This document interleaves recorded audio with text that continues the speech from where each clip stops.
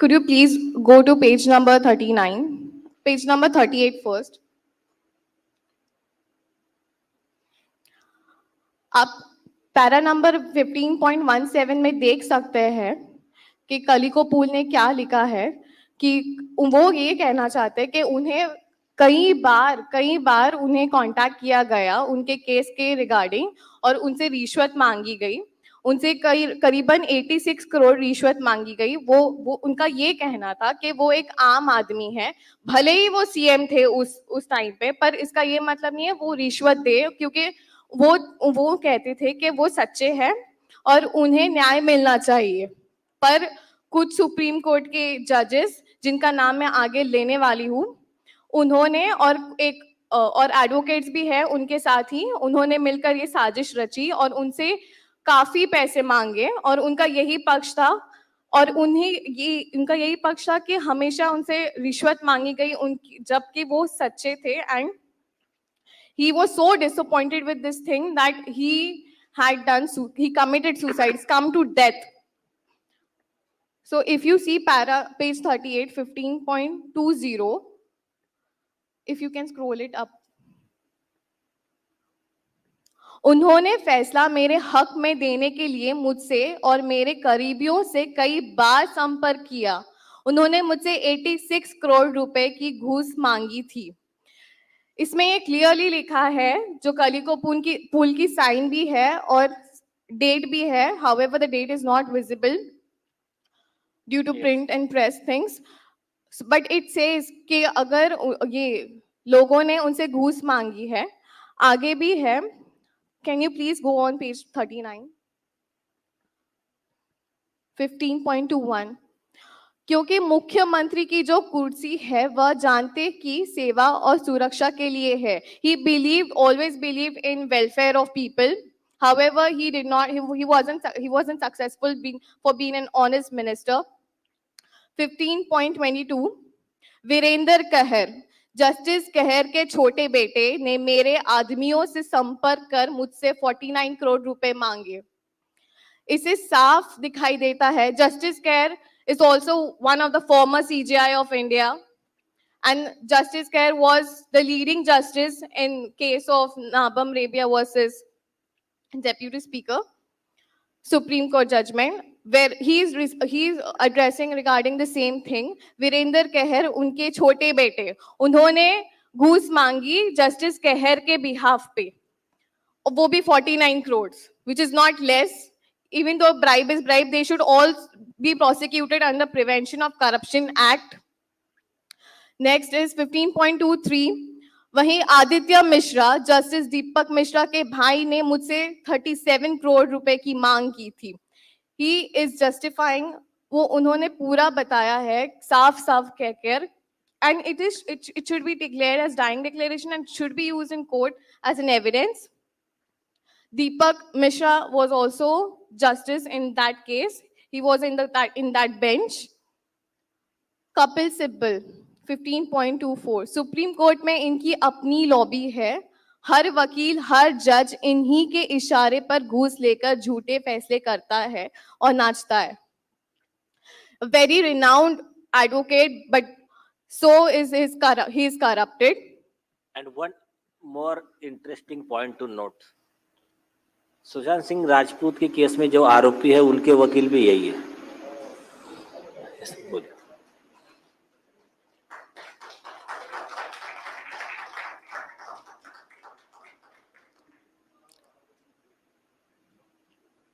Okay. So Kapil Sibal was also the one who was in the party of committing the corruption. Can you please go on to page number 40?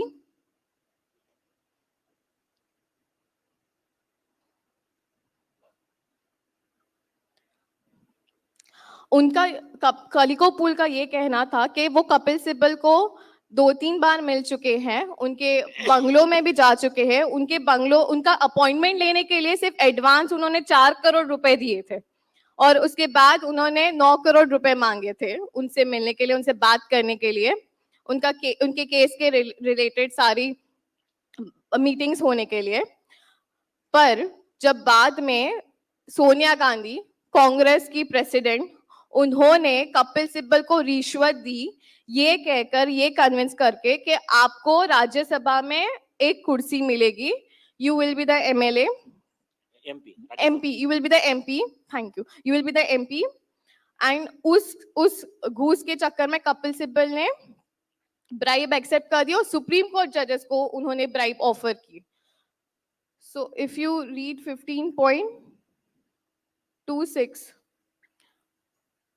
he's saying that लेकिन मैंने उनकी एक नहीं सुनी और ना ही पैसे देने के लिए राजी हुआ. He was so honest and in so bad condition, bad mental health, that he committed suicide. Can you scroll down to 15.27? आज 25 जुलाई तक जस्टिस कहर की तरफ से राम अवतार शर्मा मुझसे संपर्क कर सुप्रीम कोर्ट का फैसला बदलने की बात कर रहे हैं. इस पर कब और कैसे पिटीशन डालना है, इसका काम भी उन्होंने खुद ही पर लिया है. इसके लिए उन्होंने मुझसे 31 करोड़ रुपए मांगे हैं. So now if you can see, after the judgment passed, जब जजमेंट पास हो चुका और कलिको पुल को विजय नहीं मिली, तब जस्टिस कहेर ने उन्हें ये ऑफर दिया कि आप और एक पिटीशन डालिए. आप डालिए भी मत, मैं डालता हूं, आप सिर्फ मुझे पैसे दे दीजिए. रिव्यू पिटीशन डालिए, मतलब मेरा ही वकील है, हमारा रेडी है, आप मेरे कोर्ट में लगा देना, इतने पैसे दे देना, मैं मेरा खुद का जजमेंट चेंज कर दूंगा. ये सुप्रीम कोर्ट का जज ऑफर दे रहा है एक चीफ मिनिस्टर को, तो कॉमन मैन के विचारों के क्या हाल हो रहे होंगे. क्यों कॉमन मैन की पिटीशन ली नहीं जाती? क्यों सुशांत सिंह राजपूत का सो मोटो पिटीशन नहीं लिया गया? क्यों सहारा वालों का सो मोटो कोर्ट कॉग्निजेंस नहीं ले रहा इतने 4000 सुसाइड का? इसका आंसर इसमें दिखाई देता है. बोलिए. अब 15.25, can you show me please? वह ये भी कह रहे हैं 13 जुलाई को उनका सुप्रीम कोर्ट का ऑर्डर आया है जो उनके खिलाफ था. वो ये कह रहे हैं कि 12 जुलाई रात 9 बजे तक उन्हें फोन कॉल्स आ रहे थे 9 करोड़ रुपए देने के लिए, ताकि उनका जो ऑर्डर है वो 1 महीने तक डिले हो जाए, और अगर उनके हित में उनको फैसला रखना है तो वो और 77 करोड़ रुपीस उन्हें पहुंचा दे. पर उन्होंने एक भी नहीं मानी और उन्होंने ये भी कहा कि मुझे इसके अलावा अब और कोई अर्जी डालनी भी नहीं है. Looking at the corruption, looking at all the stages, he was so pissed and he was at the stage where he gave up and he suicide. इसमें उनके कुछ वर्ड मैंने पढ़ा और उसमें एक इस केस के जानकार व्यक्ति है, उन्होंने मुझे 2 बातें बताई थी. ऐसा कई बार होता है. करप्ट जज क्या करता है? एक ही केस है, फॉर एग्जाम्पल सुशांत सिंह राजपूत का मर्डर केस है. अगर जज करप्ट है और ये सब सबूत दिख रहे हैं, अब सपोज आरोपी से साठगांठ हो गई जैसा ये केस में हुआ, तो 2 टाइप के जजमेंट बनाए जाएंगे. एक जजमेंट आरोपी को कन्विक्शन का, एक जजमेंट घुमा फिरा के ये प्राइमा फेसी, ये लीगली एडमिनिस्ट्रेटिव नहीं, ये टेक्निकलिटी ऐसा था, घुमा फिरा के एक्विटल का. आरोपी के पास में ऑफर जैसा इसमें हुआ, ये ऐसा जजमेंट है, देखो तुम्हारी जिंदगी खराब हो जाएगी, 100 करोड़ दे देना. तो ये वाला जजमेंट देंगे एक्विटल का, नहीं देंगे तो ये वाला जजमेंट देंगे. ये इसमें भी दिख रहा है. ऐसा ही एक जगत पटेल का केस है जिसमें आप जैसे एक एक्टिव व्यक्ति ने क्या किया था, आप शॉक हो जाओगे. उसने एक जज के, गुजरात के एक जज के चेंबर में कैमरा लगवाया. चपरासी को मैनेज किया. उसने बोला देख ये देशभक्ति का काम है, पुण्य का काम है, ये बहुत करप्शन कर रहा है. उसने वो राजी हो गया. रोज सवेरे कैमरा रखता, पूरा रिकॉर्डिंग होता, शाम को कैमरा वापस लाके देता, ये उसका रिकॉर्डिंग कर लेता, दूसरा उसमें कार्ड ऐड करके फिर से रिकॉर्डिंग रखता. 1 महीने का रिकॉर्डिंग, और वो लेकर चलेगा हाईकोर्ट में. बोले आपका एक मजिस्ट्रेट 1 महीने में 1 करोड़ कमा रहा है. कितना? 1 करोड़ एक मजिस्ट्रेट. कितने दिन में? 1 मंथ. कार्रवाई करो. आप अच्छे जजेस रहेंगे, चीफ जस्टिस रहेंगे तो तुरंत कार्रवाई करेंगे, करप्ट रहेंगे तो क्या करेंगे, टाइम पास करेंगे। लेकिन बाद में वो जो एक्टिविस्ट था उसने इस बात में रुका नहीं। जगत पटेल का रिपोर्टेड जजमेंट है, मैटर लगा के सीआईडी को ट्रांसफर करा के लिया। शुरू में इनको धमकी दी गई तुम्हारे में कंटेम्प्ट कर देंगे। मुझे फोन किया उस व्यक्ति ने, एक इसी से कनेक्टेड और एक व्यक्ति। मैंने कहा उनको बोलो यस वेलकम, इश्यू करो कंटेम्प्ट। फिर बाद में हमने बोला चलो एविडेंस स्टार्ट करते हैं, कोर्ट ने केस क्लोज कर दिया। तो ये क्या है, आप एक मुझे इतना बताइए, सारे देश की जनता से मेरा एक सवाल है, मैं चीफ जस्टिस ऑफ इंडिया की पोस्ट पे बैठा हूं या फिर जनता की अदालत के जज की पोस्ट पे बैठा हूं, मेरे पास कोई व्यक्ति आता है और आरोप करता है कि आपके अदालत का एक व्यक्ति है, उसने मुझसे XYZ लाख रुपए लिए हैं,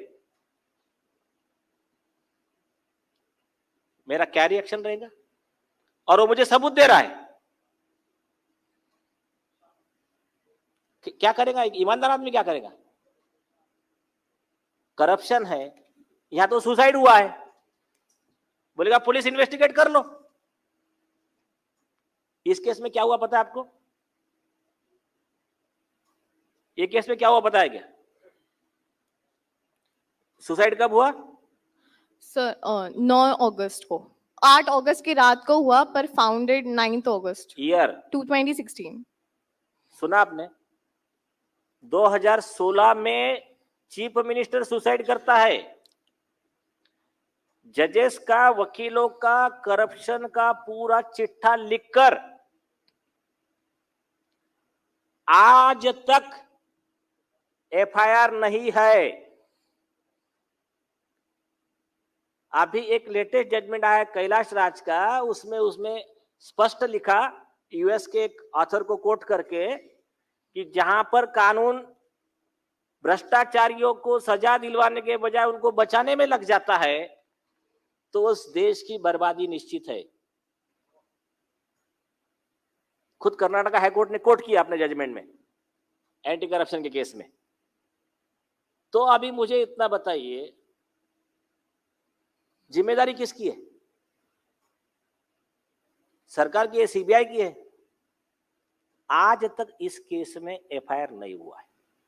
और ये केस की एक खासियत और थी, इसमें चीफ जस्टिस ऑफ इंडिया, राष्ट्रपति प्रणब मुखर्जी, कांग्रेस अध्यक्ष Sonia Gandhi, senior most advocate Kapil Sibal, दूसरे चीफ जस्टिस ऑफ इंडिया जो बने दीपक मिश्रा, बाद में अदर चीफ जस्टिस शायद अल्तमश कबीर, फिर एचएल दत्तू, इतने चीफ जस्टिस ऑफ इंडिया आरोपी है एक केस में।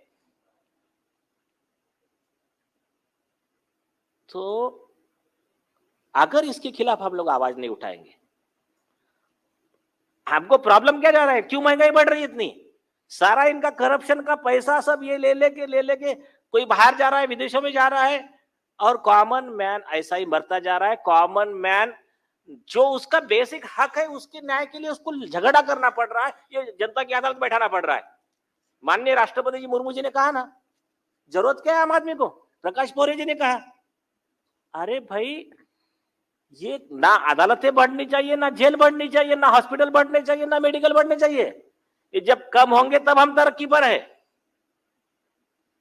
तो अभी देखिए इस केस का और एक पहलू है, कॉमन मैन को कैसा डराया जाता है। जज के खिलाफ बोलने का नहीं, क्योंकि कॉमन मैन को बेचारे को लॉ नहीं पता, बोलेंगे तो कंटेम्प्ट ऑफ कोर्ट हो जाएगा। कंटेम्प्ट ऑफ कोर्ट वगैरह सच बोलने में नहीं होता, उसका मैं आगे बताता हूं, लेकिन आपको एक किस्सा बताता हूं। इस देश का सबसे बड़ा दुर्भाग्य यह था, सुप्रीम कोर्ट के कुछ जजेस ने 2006 तक आपको पता है क्या कोर्ट में क्या बोलना होता है? सच की झूठ? सच बोलना होता है ना। तो सच बोलना होता है। तो एक कुछ डिसऑनेस्ट जजेस ने क्या कानून बनाया था पता है? सच बोलना कंटेम्प्ट में परमिशन, जस्टिफिकेशन, डिफेंस नहीं है। हंसोगे आप। और ये कब तक चला ये दुकानदारी उनका? 2006 तक। 2006 तक ऐसा ही बेवकूफ बनाया लोगों को। सच बोलना कंटेम्प्ट में डिफेंस नहीं हो सकता। मतलब उसको और सिंपल लैंग्वेज में बताता हूं मैं। आपने देखा जज डायस पे बैठा है, ओपन बोल रहा है, आप इतना पैसा दोगे तो मैं आपके फेवर में जजमेंट दूंगा, नहीं तो इनके फेवर में दूंगा। हम बोल नहीं सकते। क्यों? वो कंटेम्प्ट हो जाता है। ऐसी दुकानदारी चलाई इन्होंने। 2006 में भारत सरकार ने कानून लाया, ट्रूथ इज ए डिफेंस। मतलब लाना पड़ा। इससे ज्यादा हास्यास्पद बात क्या है कि कानून लाना पड़ा कि सच बोलने की परमिशन दी जाए। एक वकील ने सुप्रीम कोर्ट में आर्गुमेंट करते हुए बोला था, तुम्हारे वहां पर लिखा है सत्यमेव जयते, और आप कह रहे हैं कि सत्य डिफेंस ही नहीं है, ट्रूथ। दूसरा किस्सा, इस देश के एक्टिविस्ट और senior most advocate Prashant Bhushan, सब लोग जानते होंगे। प्रशांत भूषण जी ने तहलका में इंटरव्यू दिया। 16 चीफ जस्टिस ऑफ इंडिया होकर गए आज तक, उसमें के 8 करप्ट थे। तहलका में छप के आ गया। इनके खिलाफ कंटेम्प्ट लगा दिया एडवोकेट हरीश साल्वे ने। एमेकस क्यूरी वर्सेस प्रशांत भूषण का केस रजिस्टर हो गया। 2009 में इनको नोटिस इशू हो गया। प्रशांत भूषण जी और उनके जो पिताजी थे शांति भूषण, बहुत बड़ा योगदान है उनका इस लड़ाई में सत्य के, कि उन्होंने कोर्ट में आके एफिडेविट दिया। बोला इन्होंने जो कहा है, उन्होंने इंटरव्यू में कहा, मैं एफिडेविट पे कह रहा हूं आपके 16 चीफ जस्टिस ऑफ इंडिया भ्रष्ट थे, मुझे भी इसमें आरोपी रिस्पोंडेंट बनाओ, चलो। सुप्रीम कोर्ट नहीं नहीं, आप बहुत सीनियर हो, आप मत आओ इसमें, कोई बात नहीं। प्रशांत भूषण जी ने एफिडेविट दिया, मैंने बोला और ये प्रूफ है कि ये तुम्हारे 8 चीफ जस्टिस ऑफ इंडिया ऐसे ऐसे करप्शन के आरोपी है। तो 2009 से फिर केस बंद होके पड़ गया 2020 तक। 11 साल, डायरेक्ट डेट 11 साल की। फिर 10-11 साल के बाद में मैटर आया बोर्ड पे। बोर्ड पे आया तो बोले चलो करो। तब तक तो ये भी लॉ आ गया था, ट्रूथ एज ए डिफेंस।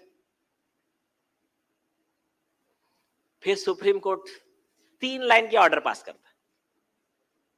क्या? Restraint, more the power, more the restraint. Restraint is the power of the Supreme Court. And we accept the explanation given by Mr. Prashant Bhushan and we close the case. हो गया? अरे प्रशांत भूषण का reply जो था वो case close करने के लिए था क्या? वो रिप्लाई था इंक्वायरी करो, अगर मैं गलत हूं तो मुझ पे कार्रवाई करो, मैं एफिडेविट पे दे रहा हूं। और जज गलत है तो जज के खिलाफ कार्रवाई करो। तो इसको अगर ये एक किस्सा हो गया, उनका केस क्लोज हो गया। अगर कलिखो पुल जी के सुसाइड नोट को हम अगर, हमारे राहत इंदौरी जी का शेयर है शायद, 2 लाइन में अगर इसको बयान करें, कोर्ट है सच के लिए, लेकिन ऐसे केसेस में क्या होता है पता है? झूठ ने कहा झूठ से, वो जो करप्ट जज है वो जज झूठा, जो वकील उसको मिला हुआ है वो वकील झूठा। तो झूठ ने कहा झूठ से, सच बोलो। महफिल सजी है झूठ की कि सच बोलो।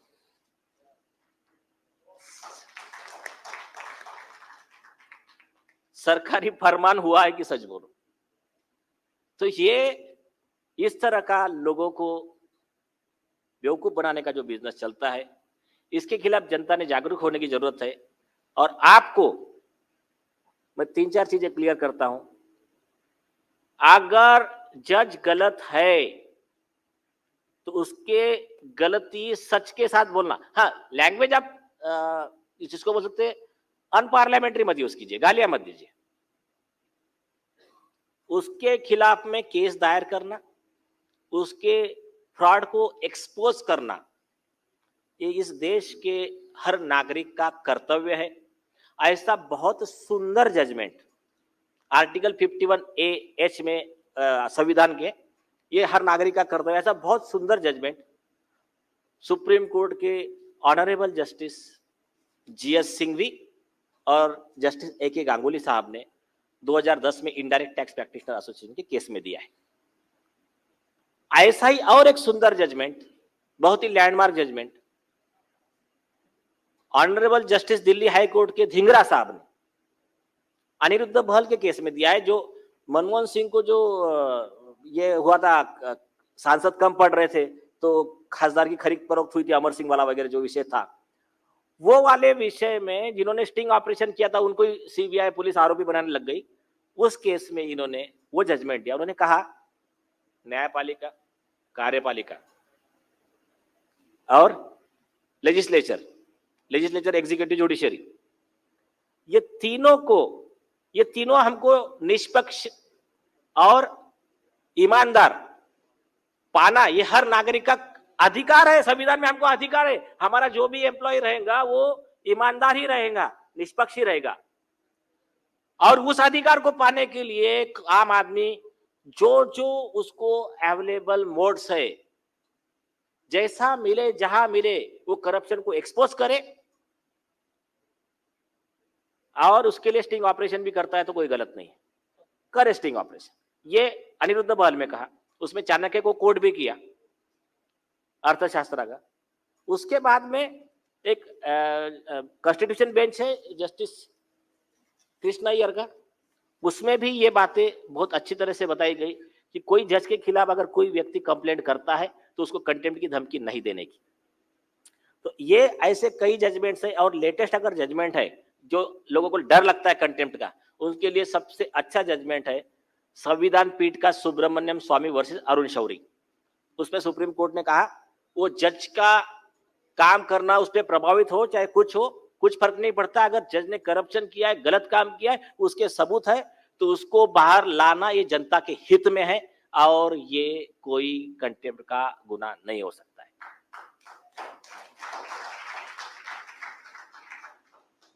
तो अब आते हैं मुद्दे पे। कलिको पुल के केस में ब्रदर जज को बचाने का प्रयास कई जजेस ने किया।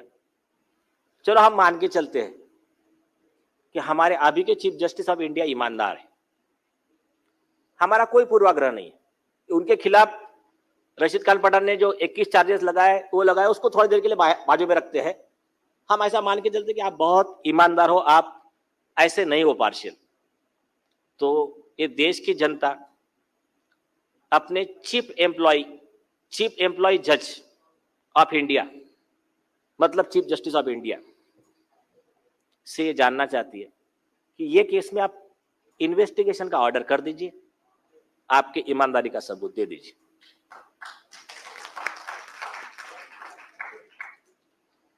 और नहीं तो हमारे पास हमारे रास्ते खुले हैं। कोई हम भी पावरलेस नहीं है, हमारे पास भी अधिकार है, हमारे पास भी प्रोविजन है।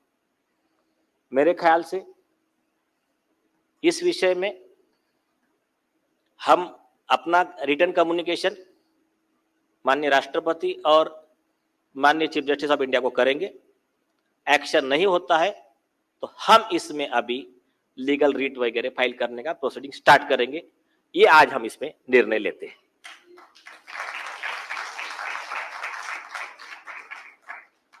सहारा के केस में टाइम लाइन ऑफ एक्शन मैंने तय कर दिया है। आप लोगों के पास जो भी आप इनको दे दीजिए और आप फॉलोअप लीजिए। इनका जो प्लीडिंग बनेगा उसमें कुछ गलत है, करेक्शन आप करवा लीजिए। ये अपना सरकारी अदालत नहीं है, कुछ गलत हो गया करेक्शन कर लीजिए। आपका मैटर नोटिस जाएगा सहारा को, सेबी को, सबको, और आपके अधिकारों के लिए उचित जो भी होगा उसका पूरा समीक्षा करके पूरा रिपोर्ट सबमिट होगा हमारे पास। ताल कटोरा स्टेडियम में जितने लोग आना चाहते हैं, शायद कैपेसिटी कितना है ताल कटोरा का? 25,000। हाँ, तो 25,000 से ज्यादा मत लाइए आप। लास्ट टाइम 1 लाख लाए थे कुछ, तो 25,000 लोगों का लिमिट है। फर्स्ट कम फर्स्ट सर्व, तो उस बेस पे आप आशुतोष जी आपको एक व्यक्ति असाइन करके देंगे। तो मेरे हिसाब से आज की अदालत की कार्रवाई यहाँ खत्म की जाए। और एक संगठन का जो गीत था, ये हमारे मदन दुबे जी है। कहाँ है मदन दुबे जी? ये जो हमारा संगठन है, इसका जो बेस है, फाउंडेशन है कि मिटाने जमाने के कुछ गम उठे हैं, जो शोषित है उनके लिए हम उठे, हम अमीरों के लिए नहीं है। उनके पास पैसा है, वकील लगा लेंगे, हम उन कॉमन मैन के लिए है। और हम हर मामला नहीं उठाएंगे, हमारे पास मैन पावर की भी कमी है। और दूसरी चीज, लार्जर पब्लिक इंटरेस्ट के ही मामले हम लोग लेते हैं। तो हमारा जो गीत है वो गीत खुद मदन दुबे जी ने गाया है, आप प्लीज सुन लीजिए उसको। उसके पहले मैं जनता की महाअदालत का शुक्रिया अदा करता हूं, जनता की तरफ से जो तीनों केस में इन्होंने फैसले सुनाए हैं, उसके लिए हम हमेशा के लिए इनके शुक्रगुजार रहेंगे। Thank you for giving the judgement. हमारा कर्तव्य था। We are much obliged to the honourable जज of Janta Ki Adalat. Thank you very much sir. यह हमारा कर्तव्य है, हमारा ड्यूटी है। हमने किसी पे कोई एहसान नहीं किया, और बल्कि मेरा तबीयत ठीक नहीं है, लेकिन इतने मैसेजेस और इतना ये था, लोगों ने कहा कि सर प्लीज, सुशांत सिंह का मैटर हो और सहारा का मैटर हो, लोग बेचारे बहुत आस लगाकर बैठे, इसलिए मैं दवाई लेकर वगैरह आकर बैठा हूं। मैंने कहा इसको आज एक बहुत 1 माइलस्टोन आगे जाते हैं। एक क्लैप हो जाए इस चीज के लिए, और एक जरा जोर से क्लैप। यस संजय भाई को 2 शब्द बोलो। आप कुछ बोलना चाहते हैं?